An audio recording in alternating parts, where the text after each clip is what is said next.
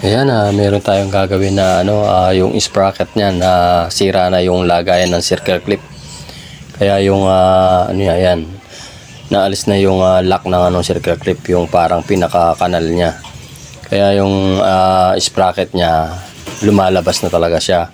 Yung circle clip, kahit ilagay mo pa yung circle clip, yung pinaka-lock niya, wala na, naalis. Kaya gagawa na lang natin siya ng paraan. Ayan, bali gagawa tayo ng paraan yan. Ayan na nga, kumuha tayo ng lumang sprocket. Ngayon, bubutasan natin siya doon sa ibang butas ng sprocket. Yung hindi siya nakaharang doon sa mga sprocket. Ayan, hihiwain na natin yung sprocket para yung sa labas maalis. Ayan, nahihiwa na natin, nailagay na natin. So ngayon, kukuha tayo ng 2 bolt na ilalagay natin. Ayan, nailagay ko na rin yung 2 bolt na sa sprocket. Merong tuloy-tuloy sa loob yan. Bali binutas ko yung hub, 2 butas lang. Pero kung gusto mong gawing 4, pwede. Pero 2 lang yung binutas ko, kaya ayan, may bolt siya sa loob.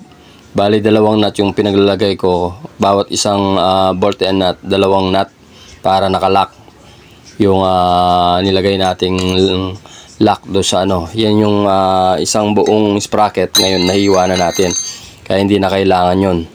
Yung nailagay na lang natin yung pinaka lock ng sprocket. Ayan, bali ilalagay na natin siya do sa motor.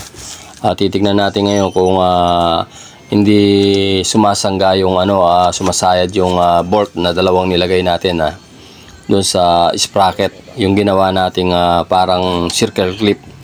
Ayan, hindi naman siya malayo kasi meron siyang spacer dito sa swing arm.